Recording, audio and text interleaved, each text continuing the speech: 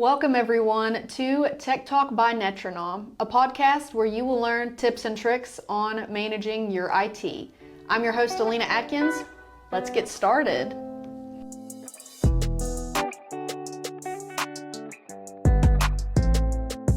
So today I have with us our co-host, Paul Page, our solutions engineer at Netranom. And today we're going to talk about cybersecurity. I'm sure you all have heard something about cybersecurity. And this podcast is going to be a little bit different in the sense that we want to explain it in simple terms for our people who aren't technically tech savvy. Right. So I'm really excited about this. I feel like I'm going to learn a lot just from Paul. So Paul, are you ready to dive in? I'm ready. Awesome. So let's start from the beginning, the basics. What, in simple terms, would you define cybersecurity as? So cybersecurity is that practice of protecting your information. We're going to be protecting systems, we're going to be protecting networks and data, of course. So that's really breaking it down into its basic form, is just protecting your information. Okay. In a cyber world. Right. And why should non-tech people actually be focused on cybersecurity? Why does it matter to them? Yeah. Well, the biggest reason is because the cyber criminals don't discriminate. They are going after everybody, not just the big companies. Some of the statistics today are 23% are individual attacks, and then about 54% are business attacks, companies, businesses, and then that other 20 or so percent is going to be your utilities, critical infrastructure, state agencies, universities, things of that nature. So Wow. That's really the 23%. That's a big chunk of the pie that you have to be aware of. So non-technical people need to be just as aware of these things as technical people. And that brings up a good point too. You don't have to be a business owner, because if it's attacking individuals, you know, that can be just you on your phone at home or at the gym, anywhere that you could just... On any Wi-Fi, as long as you're connected to the internet, you are very vulnerable. Wow. Yep. So let's kind of talk about the vulnerability there with phishing. And, we're not talking about getting in a boat, catching a big bass, anything like that. But we had talked about this just a little bit ago, how it's kind of similar to that. Can you explain to us just what is phishing when it comes to technology? Yeah. So phishing is a tactic used by the cyber criminals to try and gain information from you. They want to lure you into giving them information. So when we talk about phishing, you could look at it, the analogy as fishing.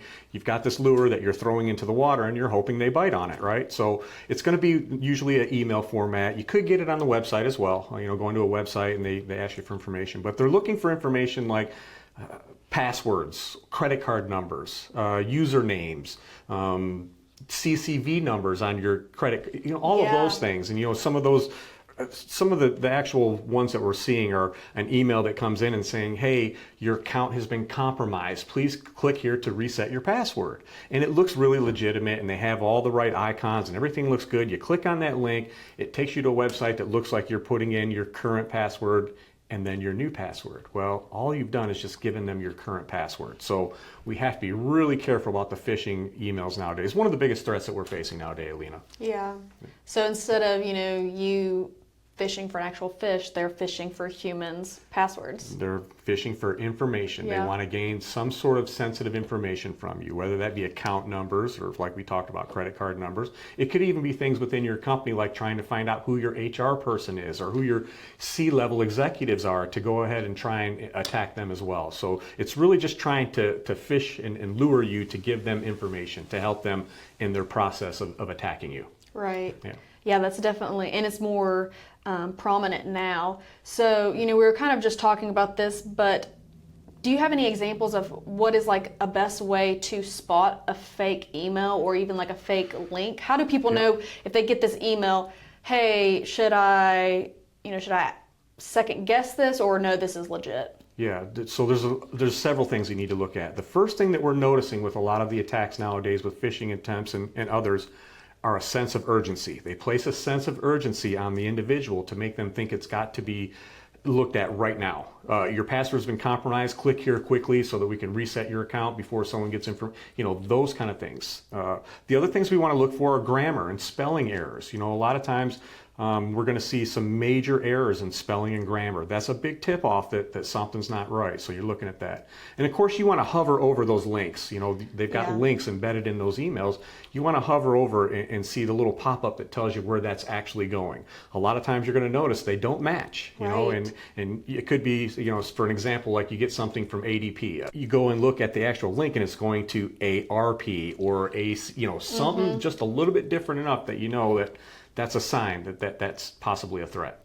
I've also heard like Microsoft, instead of it being at Microsoft.com, they'll have an R and an N, so that way the R and the N together looks like an M to make it, and just things like that you wouldn't even think if you're just, even if you hovered over it and you're like a quick glance, oh, that's Microsoft, I can trust it. Yeah. You got to really look at each of those letters to see, is it actually an M? Is it just a play on like that? Yeah. And that's the other thing you want to look at is the email address, obviously. You know, it's going to have like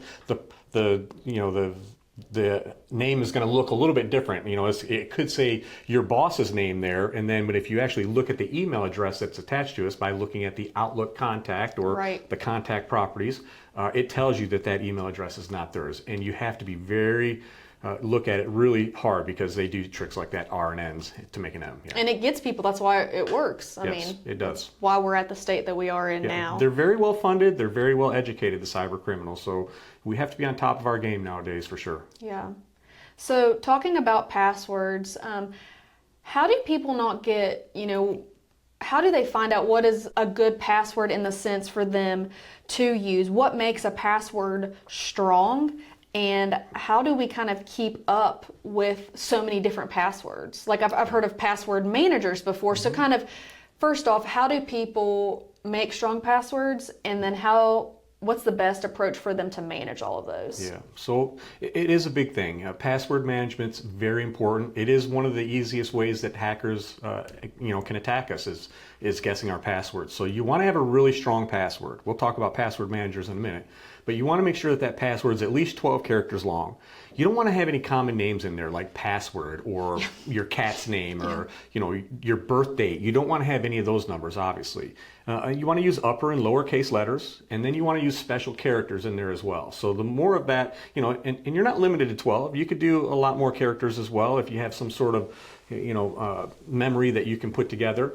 But I do find that password managers are a better option nowadays because it helps you manage those for every specific website that you go to. Yeah. And it creates passwords that are very strong, not just strong, very strong. So it's a better way to manage. You know, there's all kinds of them, NordPass, 1Password, there's all kinds of different providers out there if you do a quick look. 1Password is the one that I like to use. I use it personally at home, and we use it at our office as well.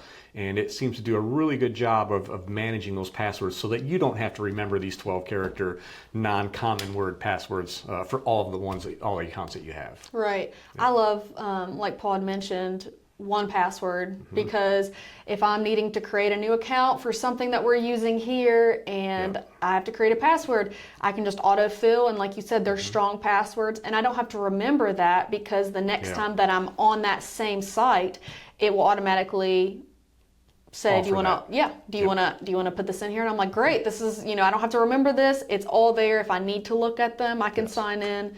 But yeah, that's been a lifesaver when it comes to passwords. And also going back to you mentioning not making it your birthday or your cat's name, a lot of this information people can find just from your social media. So I'm sure before they're even considering, okay, well, Alena has a dog and her dog's name is blank blank. So then I can assume that maybe that's one of her passwords. Like there's a lot of different things that they can already know about you before trying to guess your password. Yeah, we have a lot of exposure, especially with social media nowadays. So that is a place that they will do some research on you. They'll find out some things. You know, your birthday's on there. Yeah. The city that you lived in. How many of those questions do you get that are what city were you born in? And you put, you know, your city that you were born in. So a lot of that information is available to them already. So again, we have to be very cautious nowadays, especially when picking the passwords. That's why the password manager is a better option, because it generates those passwords that are not common words, that are just some garbly-goo there, and a whole bunch of it that you don't have to remember. And it makes it easier to manage it all, for sure. Yeah, absolutely. So let's talk about, since we just talked about passwords, multi-factor authentication. So that's a big, $4 million word, but it's MFA is also what it's called. What is multi-factor authentication and why is it effective to keeping people and their accounts safe? Yeah. So everything we're doing today with security, cybersecurity, it is a multi-factor approach. The things that we have to put in place to protect ourselves from the cyber criminals, it's not just one thing we're doing, it's multi things that we're doing. So multi-factor authentication gives you that third or fourth or fifth, check, that extra step of security. We all use usernames and passwords, right? Well, it adds that third factor, right? It's going to add a text message or a code to your cell phone, or send something to your email, a code that you have to put in. So it's that third step, something you have that you own, that's yours. It could be biometrics as well. It could be fingerprint. It could be retinal scan. All of those are also, kind of talked about when we're talking about MFA. But typically the one that we see most is a code going to your email or a code going to your cell phone. It makes it very difficult for those hackers to get into your account when you're using multi-factor authentication, because they don't have access to your cell phone, or they don't have access to your email account. So definitely very recommended that you use multi-factor authentication, especially for your email. It's real important that you use it for your email logins. If you're a company, you would use that with your machines. Even if you're just an individual user, you want to be using multi-factor authentication as well. Yeah. So here at Netranom, we use Duo. Duo? Yes. And so I know every time that I log into the computer, it's not just me putting in a password. I'll get on my watch or my phone, just like, hey, should you approve this or should you deny it? Yes. And even when I'm not on Netranom's Wi-Fi, if I'm working from home or somewhere else, then I need to put in an actual code to sign in a offline work code. Right. And then those codes change too, so I think Duo is really important too. It's pretty simple. It just shows up on my watch. I hit approve or deny if somebody does try to sign in. It makes it a lot tougher for the cyber criminals to guess that code as well. Right. So for sure. Yeah. So we've heard of firewall, and that's kind of like I feel like that's when we're getting to the side, a more techie side. And so how can we define in non-tech terms, like what is a firewall, what does it do, and why do people need it, for businesses, but also just at home too? Yeah, so a firewall, if we look at it from this perspective, it's that first line of defense against all the threats on the internet. Okay. So you have this internet connection that comes into your house, right? And then you've got this little device that, the ISP will provide. We usually refer to them as modems. It could be from any of the providers. They have their little modem there, and then you connect your equipment into that modem, and that gets you to the internet. So a firewall would be in between there. It's checking all of that information that's coming into your house and going out of your house. It's looking for threats. And in firewalls, we have services attached to those. We have antivirus, we have anti-spam, anti-spyware, right there at that first line of defense, because we want to stop it before it gets into your home and tries to affect, the laptops or the desktops, or even get to things like printers. They can get to all kinds of stuff nowadays that have security exploits. So a firewall has that content management that keeps you from going to bad websites accidentally. Facebook is fine, but you start clicking those little advertisements on the right, it could take you to the wrong place. That firewall helps protect you from going there, and it'll say, hey, we've recognized this site is on a list, on a blacklist, that we don't want to let you go there. So it gives you that warning. So, and it's looking at other things too. The firewall's looking for intrusion attempts, hackers trying to get into your network and get to your machines.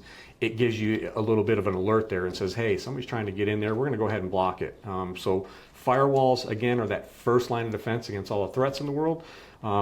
It used to be where we weren't seeing them used in the home a lot. Businesses obviously have been using them forever since they've been available. Right. But it is starting to go to the home now. Our makers, typically our retail sector like Netgear and Belkin and Linksys, they're all starting to connect services as well. They used to be just where they would, route information and route traffic and tell you where to go on the internet and all that thing. Now we're starting to see some of those services be integrated into the retail sector as well for residential use as well. So firewalls are highly recommended to have, and definitely go look into that deeper if you are thinking of needing further protection at your home. Right, absolutely. And you have one at home, I right? do, Yeah. yes. And it has, it has those services like we talked about. So Yeah. we can't accidentally go to the bad websites. We can restrict certain genres on the internet. Yeah, that's great. If you've got kids or something and you want to protect and make sure that they can't accidentally get to bad websites, Right. that's built in as well. So that's Yeah. all part of that, what we refer to as unified threat management. That's going to be at the firewall Yeah, level. so it's kind of like a screen door,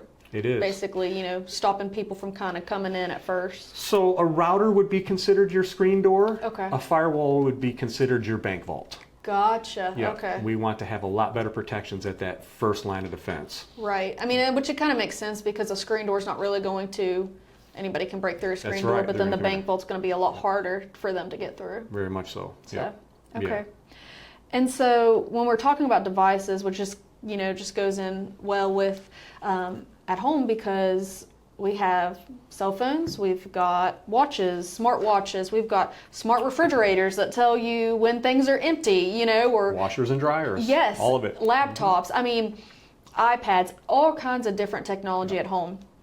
And then obviously at your business, in your profession, you're using a laptop or some type of desktop computer pretty much every day typically. That's right. So endpoints, and correct me if I'm wrong, endpoints are these laptops, these computers, the physical side of them.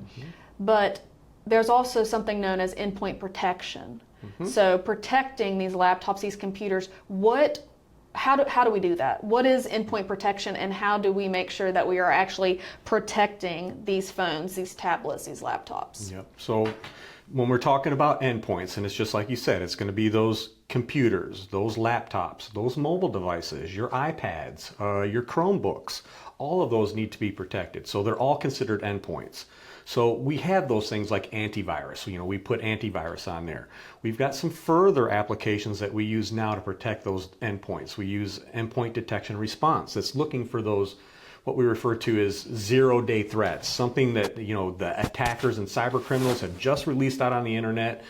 All of our antivirus, it's based on definitions. These viruses are released, the antivirus people see these viruses, and they build a definition to put into your antivirus so it can recognize that as a threat. We have these viruses that haven't been detected yet. We refer to them as zero-day threats. That's where we want to have that next level of protection, what we refer to as EDR. We've talked about it before in some of our other things, endpoint detection response. We want that application to be able to detect threats that are zero-day, that have just come out. They're not based on definitions. They're based on heuristics and application, what they do on your computer. They're going to create an account or try to elevate permissions on an account. So EDR is what helps protect us against those threats. And of course, we've got other things that we can use too, such as encryption and VPNs, and we've talked about those in the past before. But those are all part of that. Like I said, it's multi-factor approach now. So it's all part of that defense that we have to do now. Yeah. No, that's great. And again, going back to in the home, how much that protects and keeps your personal information safe, as well as your business information. Absolutely. Too. Yeah. So it's real important today, for sure, to Yeah. have some endpoint protection in place beyond our typical antivirus that we've used in the past. Right. So kind of going and remote work is really big right now, and just hybrid work. Some people work in the office one day and then they might work at home, or they might, I feel like work right now is typically pretty flexible for most people. Yeah. And there's a risk with that as well because, Definitely. You're not on your company's protected Wi-Fi all the time. If you're at home, you're on your personal Wi-Fi, or if you're at a coffee shop, you're on a public Wi-Fi. Right. So how do people make sure, if they're working at home or if they're working just at a coffee shop or at a hotel, how can they make sure that the public Wi-Fi that they're using, that when they are working, that they're actually staying safe and keeping their information safe? Yeah, that's a really good question, because our workforce is very hybrid now. So we've got a lot of people that are working remotely, a lot of people that travel obviously as well. Yeah. So the first thing that I want to talk about with that, when we're talking about Wi-Fi networks, especially public Wi-Fi, like either at the Hilton or any of the hotels you go to, the coffee shops, all of those, they're going to have what we refer to as the SSID, which is just the name of their network. When you look in your phone or you look in your device, you see a list of names. Those are called SSIDs. So when you look at that, you want to make sure, and you can verify with the concierge, the people at the hotel, at the reception desk, the coffee shops, you ask them, is this your Wi-Fi network? Because they do things like, the hackers will do things such as spoofing, where you'll have one that's, theirs is called Starbucks Wi-Fi, but the attackers will be called Starbucks public Wi-Fi. They'll create another one, and they'll have a laptop in their backpack, and they'll be, creating that network for you to connect to. And when you connect to it, you're susceptible to this, what we refer to as middleman attack or interception attack, where your data that leaves goes over their Wi-Fi access point in their backpack, and they collect all that data from you that's going across there. So spoofing is a really big thing that we need to watch out for, and make sure that that network that you're connecting to that's offered publicly is the correct network and not a spoofed address. So look at that very closely. Always ask the receptionist or the people there, hey, what is the name of your Wi-Fi, and make sure it's exactly the same. Wow. And then one of the things that you'll want to do to protect yourself, especially if you're working for a company, or you're working from home, or you're going to be doing any sensitive information like banking or financing or shopping, any of that stuff, you want to use a VPN. A VPN is just a virtual private network. There's all kinds of providers out there, OpenVPN, NordVPN. There's a whole list of them out there that you can use, even some free ones, that encrypts all of that information from your machine as it transfers across the internet to wherever it's going to. So for us here at the company, when I'm working from home, I use our company VPN. That VPN then makes an encrypted connection between my computer and our office. Anything that I do on the internet goes through our firewall at the office. So again, those using VPNs is real important to use nowadays, especially if you're doing any sensitive stuff on any network. Even your home, you would definitely be safer to use a VPN from home to go to Chase Bank to do banking, than you would not to. So highly recommended that you use VPNs all the time if you can. That is crazy, that the spoofing. I mean, I had not heard of that before. Spoofing email addresses, and they're just spoofing Wi-Fi networks. I mean, and it makes so much sense that people would do that. Yes. And yeah, I mean, usually when you're on your phone, you just think, oh, that's Starbucks Wi-Fi. Okay, click it. And then, especially if they put Starbucks public Wi-Fi, well, I'm going to think the public works, so then I'm just going to click it and not even think about it. So definitely. Airports are another one too, Alena, that you got to be careful at. Airports, we see a lot of cyber criminals working at airports. They're even plugging devices into the consoles for where you charge your phone and everything. So it's a real scary world out there today, for sure. But Wi-Fi is dangerous. That's why I always use a VPN if you can. Gotcha. Now, will the VPN, say for example, if somebody kind of gets spoofed and they use that Starbucks public Wi-Fi, which is just a name, if they would, a fake name, a fake name for it, would the VPN stop that from harming you? So what it does is when you have that VPN enabled, it's encrypting your data, which means it's putting it into a package that the hackers can't extract. They can't get the information. So say if you had your 1, 2, 3, 4, 5, 6 that went across the internet, it's going to be scrambled up and encrypted, so that attacker, even though he got that package, he's not going to be able to decipher it and find out that it says 1, 2, 3, 4, 5, 6. So he does get information, but it's not of any use to him. Perfect. Yeah. So definitely wanting a VPN regardless, because you might make that mistake of getting on someone's Wi-Fi that you shouldn't, getting spoofed, but they're not going to know what to do with that information. Correct. Yep. They would not be able to decrypt it. Let's put it that way. Yeah. It would take them years and years and years. They would have to have supercomputers. And it's just not worth it at that point. Yeah. It's even difficult for state agencies to decrypt those passwords nowadays, or those encryption passwords and hashes. So yeah. Great. It'd be tough. So what could be, we've talked about a lot. What is one easy thing that someone could do today to improve their cybersecurity? So I would have to say probably the one thing that our non-technical people could do to keep their stuff secure is to do their updates. So with everything that we have, whether it be your desktop, your laptop, your phone, your web browsers, applications, all of those have updates, and they have to get these updates to keep them secure. So a lot of times it's leapfrog. We will see, like Microsoft, they'll release an update to the Windows operating system, Windows 10 updates or Windows 11 updates. Those updates specifically are to protect your machine. The hackers have found some way to get into that machine and exploit it. Microsoft then releases an update to kind of patch that hole and make it so that it's secure again. Then the hackers find another one, and so it's like a leapfrog back and forth. So updates are the way that we protect ourselves from most of those vulnerabilities. So you want to make sure your Windows updates, operating system, are done. You want to update your applications like Word and Excel and PowerPoint. All those have to be updated. Your browsers like Microsoft Edge and Chrome, you want to update those all the time. Your phones, you see them all the time. Your Apple iPhone's getting iOS updates all the time. You want to make sure you're doing those because there's security fixes in most of those application updates. The same with your Androids. Androids are even more vulnerable, so they have to be updated more often. Chrome is a big one. Chrome, it is set to automatically update. It usually waits for you to open it, so make sure you're updating Chrome browser. These are all something that non-technical people can do. You just go into the web browser and you say go to settings and then about, and it has the update right there, and just you click the button, it does the update, or it does it automatically. That's a really good thing that users can do right away. Yeah, and I'm glad you mentioned that because Windows 10 as of October is going to be gone, right? It will no longer be provided, Microsoft will no longer provide security updates for Windows 10. Yeah. Right. So essentially we're being forced to go to 11 at this point. Yeah, so if you haven't already migrated over to Windows 11, that's something that we do here at Netranom is help companies migrate from Windows 10 to 11 because like you said, if they stay at Windows 10, they're going to be highly vulnerable. Right. Just like Windows 7, when Windows 7 was superseded by Windows 10, that 7 was no longer supported. So the Microsoft team and engineers were no longer looking for security flaws, and they weren't patching those threats anymore. So that's the same thing that's going to happen after October. Yeah.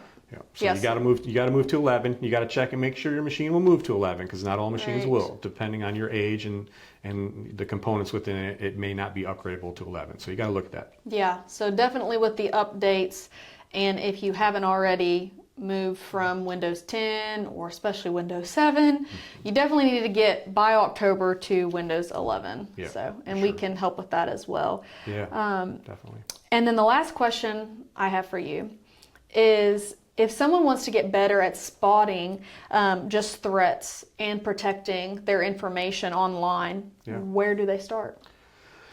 So there are a lot of free resources out there for security awareness training. That's the one thing that I would highly recommend to find out, to be able to better detect or recognize these threats that are evolving all the time. And we're always having to keep educating ourselves. So there's free resources online. If you do a Google search or you do an AI search for free security awareness training, you're going to find a lot of vendors out there.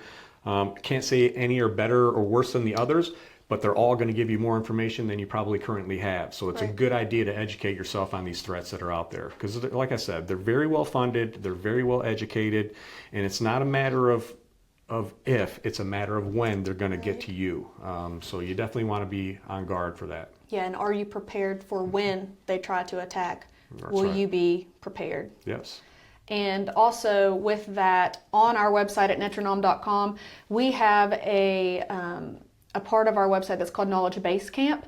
And so that gives you a bunch of different blogs. Our podcasts are on there, just different forms of content to help you better understand technology. We have things on cybersecurity. We have things on compliance.